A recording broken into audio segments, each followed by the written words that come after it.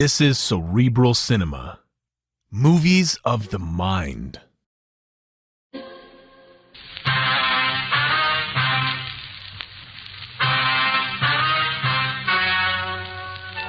and gentlemen, the story you are about to hear is true. The names have been changed to protect the innocent. Dragnet, the authentic story of your police force in action.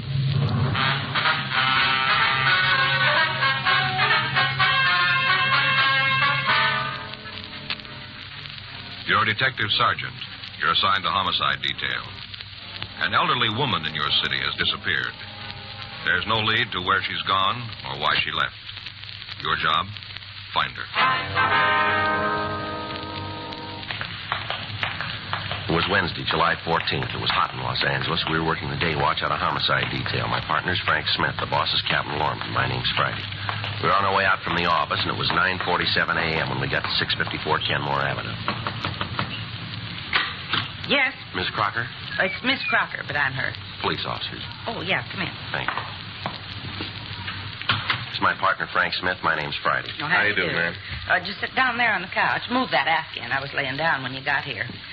Terrible thing. I just know it. Yes, ma'am. If you tell us about it, please. You just bet I will.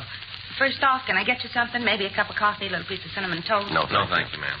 Okay. If you change your mind, you just let me know. Yes, we will. Now, if you just tell us about Miss Gillespie, please. I hope if anything ever happens to me, I get this kind of service. Yes, ma'am. Are you a friend of Mrs. Gillespie? Her best. That's why I know something's happened to her. Uh-huh. She wouldn't just take off like this without telling me. Matter of fact, she didn't tell nobody. Just all of a sudden, she was gone. All right, if you'd start right at the beginning and just tell us the whole story, please. Well, Bertha Gillespie and me been friends for years. I see. Her and me been friends for years, ever since her husband died and she opened up the tea cozy. That's the little tea shop she has. Yeah. Nice place. She's done real good with it. All the ladies in the neighborhood go down there for afternoon tea. Serve those little tiny cake rolls with a pot of tea. Ladies' fingers, you know. Yes, ma'am. Well, a couple of days ago, I went down there to see Bertha. Do you know what day that was? Hmm? I said, do you know the exact date? Oh, now, let's see. This is Wednesday. I guess it must have been Saturday. Yes, that's it, Saturday. All right, would you like to go ahead, please? Well, I went down to the tea cozy, and there was a sign right on the door telling how Bertha was sick and she'd gone away for a couple of days. Was she in poor health? Bertha? Yes, ma'am. Bertha was as strong as an ox. Nothing wrong with her. Besides that, I saw her only Friday night. She didn't say nothing to me about being sick, not a word. I see. That's what made me figure that there was something wrong. For the past 10 years, if there was anything on Bertha's mind, she told me about it. You just bet she did. Well, isn't it possible that she just used the pretended illness as an excuse? That she just went away on a trip, maybe? Oh, Bertha wouldn't do that. Why do you say that? Well, because she just wouldn't do it. Not with Saturday coming up. There isn't anything in the world that could make Bertha leave. Well, what's happening Saturday? Scrabble. Beg pardon? Scrabble. You know, the word game. Oh, yeah. Yeah, I know what you mean. Well, the ladies in the neighborhood have a sort of club. We meet down at the cozy and play our tournaments. Bertha's the champion. Hasn't been anybody that can beat her real good. You know, not regular. Yes, ma'am. That's why she wouldn't leave. This Saturday was her first big match outside the club. A woman from West Los Angeles was coming out here to challenge her. Bertha's been in training all week. Well, she wouldn't just walk out on the match. I'm telling you, officers, there's something wrong. Well, has Mrs. Gillespie any relatives here in Los Angeles? No. No, she's got some people back east. Mississippi, I think. Possible that she might have left to go see them? I told you. Not with the big match coming on. Ain't nothing in the world that could keep Bertha from playing in that. Nothing, and you believe it. Yes, ma'am. Does she have any men friends? Oh, you mean romantic? Yes. Well, there's Chester, but that's not what I'd call a real romance. Bertha'd go out to the movies with him once in a while. Maybe he'd come over to the tea cozy of an evening, and they'd sit there and watch the television. But there'd always be somebody else there, mostly me. No, you couldn't say that it was any kind of a romance with Chester. Do you have his address? You going to talk to him? Yes, we'll. It won't do you any good. I already did. He don't know where Bertha is. If you'll just give us the phone number of this Chester, we'll check on your friend. Yeah, you check. You can find out what I said is true. Yes, ma'am. I think somebody done Bertha in. She wouldn't just take off like this without telling me. Well, now, ma'am, did she have any enemies in the neighborhood? Anybody that you think might want to do her harm? No, not a soul, not a single one. Isn't anyone who didn't like her. Well, maybe Mrs. Ruman didn't care much for her, but I think that was kind of a jealous thing. What do you mean? Scrabble. What was that? Mrs. Ruman, Helen. She thought she could play the game. Then when she challenged Bertha to a match, it was pretty terrible. 4:57 to 2:14. Helen was pretty upset. She tried to make out like she was a good loser, kind of smiled and laughed. I could tell. She didn't like being skunked. Yes, ma'am. Can you think of any reason why anyone would want to harm Miss Gillespie? Well, not right off unless it was for money. What? Last time I saw her, she was carrying a lot of cash money around with her. Yeah? $2,500. 10:33 a.m. We put in a call to missing persons detail and checked the name Bertha Gillespie through the files. There'd been no report filed on her, and her name did not appear in the Gaga file. We checked the name through R&I, but she had no criminal record in Los Angeles. 10:47 a.m. We drove by the Tea Cozy restaurant. On the front door, attached with cellophane tape, was a hand-lettered note reading, "Taking a short vacation. Watch for reopening." Through the glass pane, we could see the interior of the shop. Everything appeared to be in order. Frank and I checked the rear of the building, but from what we could see, there was nothing out of line. 11:28 a.m. We put in a call to the missing woman's boyfriend, Chester Avon. He told us that he talked to the Gillespie woman on the previous Friday night, and she'd appeared in good spirits and had said nothing about leaving. We checked at her bank. We found that she'd made a withdrawal from her savings account to the amount of $2,500. This left a balance of over $12,000 in the savings account, $6,000 in the checking account. The manager of the branch told us that he'd spoken with Mrs. Gillespie when she'd taken the money, and that she told him that she was thinking of taking a short vacation. We got in touch with Miss Crocker and told her what we'd found. We asked her if she wanted to file a missing persons report. She said that she'd wait until the end of the week, and if her friend hadn't returned by then, that she'd come into the office. A month passed before we heard from her again. On the morning of Friday, August 20th, she called to tell us that she still hadn't heard from Mrs. Gillespie and asked that we conduct a formal investigation. She came down to the office and filled out a Form 316. Frank and I drove out to the restaurant to check it again. It was exactly as it had been when we'd last seen it. We tried the doors and found that they were still locked. 1:43 p.m. We went back to the office. Yes, sir. Mm-hmm. Well, it's kind of high, isn't it? Yeah. Well, did your people check into it? I see. Mm-hmm. Well, thank you, Mr. Jones. If you find out anything, we'd appreciate it if you'd give us a call. Right. That's Michigan 5211, extension 2521. Yes, sir. Either Officer Frank Smith or Sergeant Joe Friday. That's right. Thanks for your help. Yes, indeed. Thank you. Goodbye. Well, that finishes up the utility calls. Well, what do you got? Telephone bill for the past 30 days is just the service charge, no toll calls. Same with the electric lights. Uh-huh. They received payment in the last month, did they? No. Telephone company says they haven't been paid in over 60 days. Says they've sent a couple of reminders. Uh-huh. Only reason they haven't cut off the service is the bills have always been paid promptly in the past. I checked with their business office. Girl tells me the bill usually runs around $10. Possible, then, that the phone hasn't been used at all, huh? Well, it shapes up that way. Same with the lights. The one thing doesn't match. Yeah, what's that? The water bill. I checked with them. Normal bill's about $4 for the place. Yeah. The last 60 days, it's been $79. It's a lot of water, isn't it? Yeah. I talked to one of the engineers at the company, a fellow named Jones. Yeah, what'd he tell you? Well, he told me there was only one thing that could cause a water jump like that. Yeah. A water tap. Yeah. Running for about a month.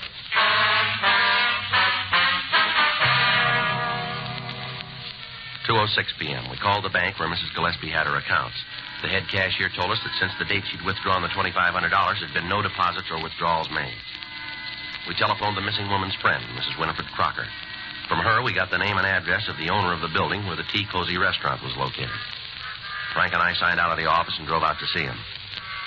The address we'd been given was a large house in the Silver Lake district. We rang the bell to the front door, but we got no answer. We walked around to the back of the property to a large garage. Now, Joe, if we find this guy, we can find out if she gave him some indication she was going to leave. Yeah. Sounds like there's somebody there. Yeah. In here, I guess. Uh-huh. Yeah? We'd like to see Virgil Medina. I'm him. What do you want? Police officers. We'd like to check out a few things with you if we can. What about? Well, it might be easier if we talked inside. I got no truck with the cops. I got none and I want none. Now you can just ask your questions from out there. All right, sir. That's the way you want it. Well, that's the way it's going to be. Now get your questions asked and go about your business. You own a building located at 687 Kenmore Avenue? Why? Look, Mr. Medina, we're trying to conduct an investigation. We'd like to have your cooperation. If you don't want to talk here, we can go downtown. I own the building. Why? You have a tenant named Bertha Gillespie? Yes. Why? When did you see her last? Well, about a month ago, at least that. Do you remember the exact date? I don't know. It's a long time ago. What's all this about Bertha anyway? What are all these questions? You got something you want to know about her? Go ask her yourself. Anything I can tell you that she can't, go talk to her. Leave me alone.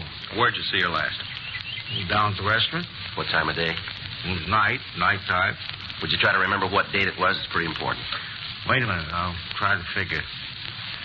See, I guess it must have been on a Saturday night. Yes, I'd say it was Saturday, the 10th of July. Do you have any way of being sure that that's the date? Now, look, you come around here asking questions, and I've given you an answer. You can take it or leave it. I got no way of being sure. That's the day I think I saw her last. She seem in good spirits? What do you mean by that? Well, sir, was she happy or was there something worrying her? Well, she seemed happy to me. I didn't pay a lot of attention. What are you cops trying to find out? You come right out and tell me what you want, and maybe I'll have the answer. But I haven't got time to stand around and waste time with you. Now, you tell me why you're asking these questions, or you can leave. Mrs. Gillespie's been reported missing. We're trying to trace it. Well, who done that? Who says she's missing? Well, that's not the important point here. We got the report. We've got to check it out. Well, whoever told you that's crazy? If Bertha's gone, there's a good reason for it. I guess she just finally got fed up and left town. What do you mean? She made a mint of money from that place. Regular mint. Used to tell me that when she had enough, she was going to just take off and see the world. Go around the whole world on a tramp steamer. She told me when she signed the last lease that she thought this would be the last one. She ain't missing. She just gone. Did she say anything to you about the fixtures in the place? What do you mean? Well, you know, the furniture, all the fixtures. They belong to her, don't they? Yes, I guess so. Will she make any arrangements to dispose of them? Not to me, she didn't. What if you have a key to the place? The tea cozy? Yes, sir. No, I don't. You own the building and you don't have a key to the restaurant? Well, no, I had one, but I lost it. Never had another one made. Why? What do you want with the key? We want to check the premises. Well, as far as I'm concerned, you got no right to do that. The place belongs to Mrs. Gillespie. You got no right to go tromping around in there. Afraid we're going to have to. Then you're going to do it without my say-so. All right, sir, if that's the way it's going to be. I'm telling you, she ain't going to like it. She ain't going to like you going in the place when she isn't there. Well, we take that up with her. Well, you better, because I'm not going to take any responsibility for it. We're not asking you to, Mr. Medina. I'll give you this, though. Yes, sir, what's that? If you go nosing around, you're liable to come up with something that you ain't looking for. Well, thanks for your help, Mr. Medina. Don't mention it. Just remember what I told you about finding trouble and ain't looking for it. Well, that doesn't happen often. Huh? We're looking for it. 3:14 p.m. Frank and I drove back to the Tea Cozy restaurant on Kenmore Avenue. We checked the front door of the place. It was locked. While Frank covered one side of the building, I took the other side, looking for open windows. How about it? No luck. Me neither. What do we do now? Well, we'll have to try to force one of the windows in the back. All right. Come on. I think maybe we can get in here. You gonna break it? We're going to have to. Wait a minute, Joe. Huh? You hear water running? Sounds like it's coming from inside. Yeah, might be. Well, let's get in there. All right. You want my gun? No, I'll use the handcuffs. See if I can knock a hole in the top half of the window here. Wait a minute. You better use your handkerchief. Let me borrow yours. Here. All right. Now, look. There, that does it. I'll go in and open the door. Yeah. I'll meet you out in front. All right.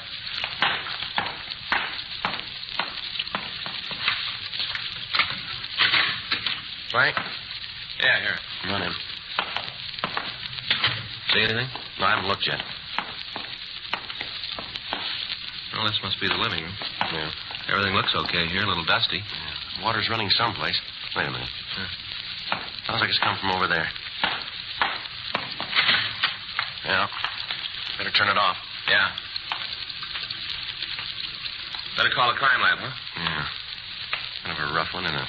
Yeah. Looks like she put up quite a fight. Bloodstains all over the place. Yeah, look here. Huh? I guess this is what killed her. Yeah. Butcher knife.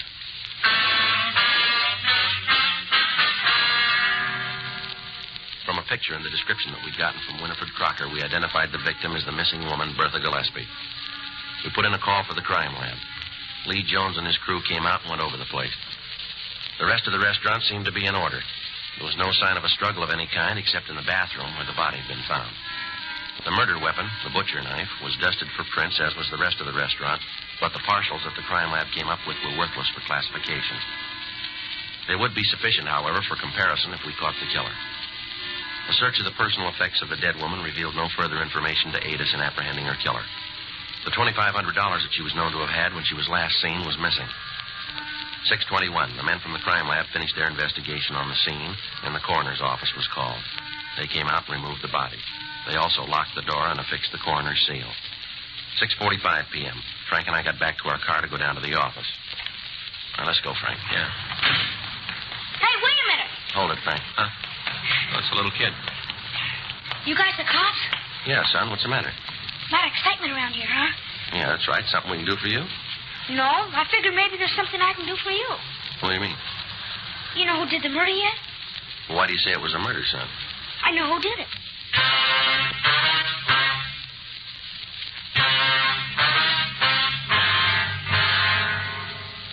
The working detective has learned by experience that approximately 60% of all homicides are solved within 20 minutes after the arrival of the authorities. Two things are necessary in establishing the identity of a killer: motive and opportunity. In the present instance, we had the motive. $2,500 that the dead woman had withdrawn from her account was missing. However, a month had passed between the time the actual murder had taken place and it had been discovered. Ample time for the killer to cover his tracks. Now, before we could leave the scene, we had a witness who stated that he could name the killer for us. We asked the boy to get into the back seat of the police car while Frank and I questioned him. What's your name, son? Gordon Eric. Kids always call me Gordy. Uh-huh. How old are you? 7. Now, what's all this about you being able to tell us who killed Mrs. Gillespie? I can. Well, who was it? Mr. Medina. You mean the man who owns the building? Yeah, that's who I mean. Well, that's a pretty serious charge, Gordon. Do you have any way to prove that? Guess I really can't prove it, but I know it's true. Well, how do you know? I just know, that's all. I seen him there. I just seen him going in and out. Well, when was this? 3 weeks ago. Maybe a month. But he used to go in and out all the time. Argue with Mrs. Gillespie. What do you mean by argument? Loud. Mr. Medina screamed at Mrs. Gillespie. Will you ever hear any of these arguments, son? Sure. My mother's a friend of Mr. Gillespie. We just live a couple blocks away on Dewey Street. I play over here all the time. I've heard Mr. Medina yell at her.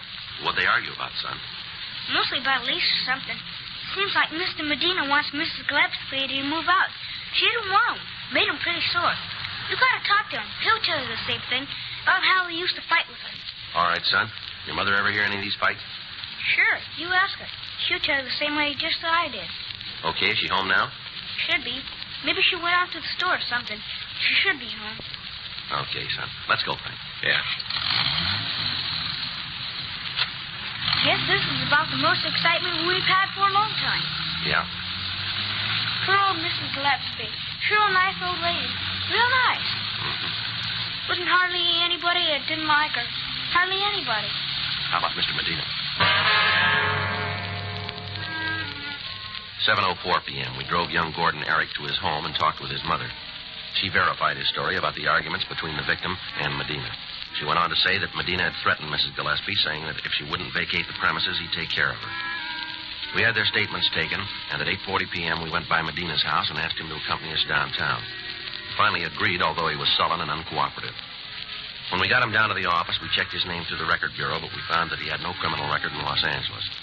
His prints were rolled and sent to Harlan Stahl for comparison with those found on the murder weapon. While we waited for the results, we talked to him in the squad room. You're going to regret this, you know that. Yeah. I'm telling you, dragged me down here with all these questions. You just wait till my lawyers get here. You'll put a stop to all this foolishness. You want to tell us what it's all about, Medina? Tell you about what? How one of my tenants got herself killed? Now listen. I got property all over town, a lot of tenants. Stan, you had some pretty big arguments with Mrs. Gillespie. Who said that? Who told you that? Is it true? Why, it's a lie. You bring the person in here who said it, and I'll tell them it's a lie right to their face. You just bring them in here.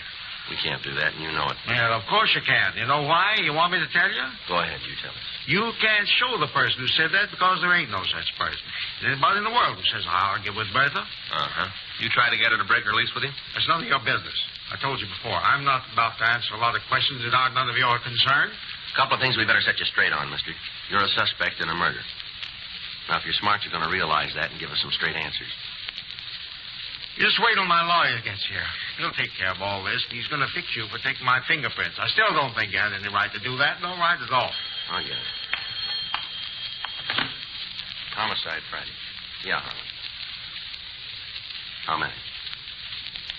All right. Thank you. You want to tell us why you killed her, Medina? What are you talking about? That was our fingerprint man. They checked your prints against the ones we found on the murder knife. They match perfectly. You sure, Ollie? They're sure. I didn't mean to do it. I really didn't mean to, honestly. Just all of a sudden, I got so mad. I was standing there smiling. You should have known it. She had a way of smiling at you, and you knew that there wasn't anything that you could do. You just stand there smiling. I didn't mean to kill her, though. You got to believe that I didn't mean to kill her. Want to tell us how it happened? Have you got a cigarette? Yeah. Here you go. Thanks. Here's a match.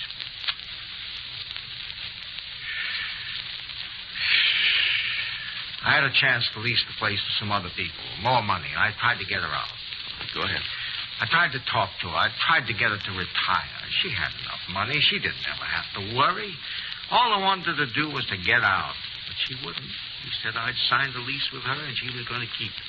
How much difference was there between what she was paying and what the new people were going to give you? $50 a month. You killed her for that? Oh, yeah, you don't understand. You got to try. Now, really, this is important. If you knew Bertha, you'd know why I did it. You see, I went to her. I told her that I'd give her a lease on another piece of property. I'd give it to her at less money. I was trying to be fair. You could see that. I wanted to be fair. Mm-hmm. Well, that Saturday night, I decided to have it out with her. I went over to talk, tried to convince her. But she wouldn't listen. She just wouldn't listen. I tried everything to make her listen, but she wouldn't. She just stood there and told me that she had the lease and that she was going to keep it. She just stood there with that superior smile of hers, like she knew it all. Makes you want to hit her as hard as you could. If you knew her, you'd see what I mean. You'd see. Did you take the money? Yes. I don't know why I did that. Just all of a sudden, I got so mad at her, I picked up the knife. And I killed her. I didn't mean to, honest, I didn't. As soon as I saw her, I was sorry. I was real sorry. Yeah. Did you turn that water on? Well, I guess so. You see, I don't remember too good. I washed my hands after I killed her. I remember that. I guess I did leave the water on. I guess I did, yes. All right. Do you want to get the stenographer, Frank? Sure. Thanks.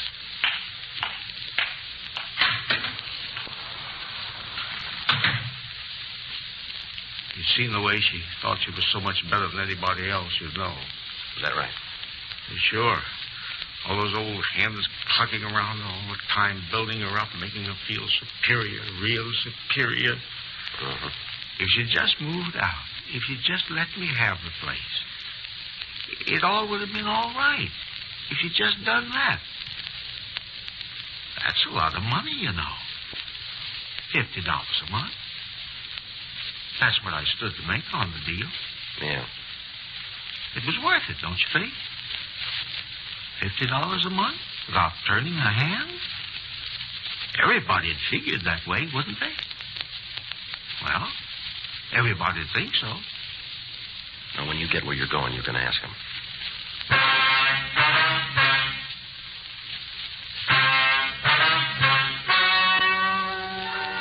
The story you have just heard is true. The names were changed to protect the innocent. On November 10th, trial was held in Department 97, Superior Court of the State of California, in and for the County of Los Angeles.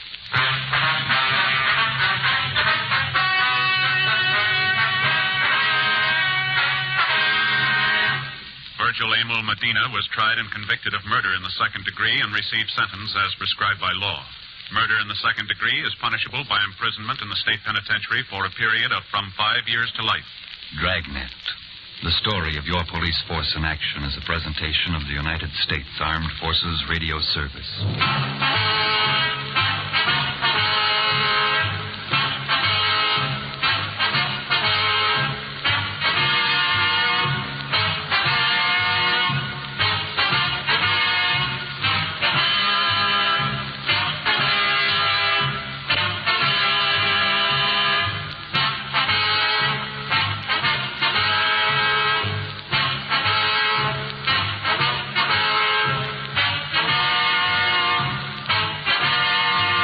Cerebral Cinema hopes you have enjoyed this movie of the mind.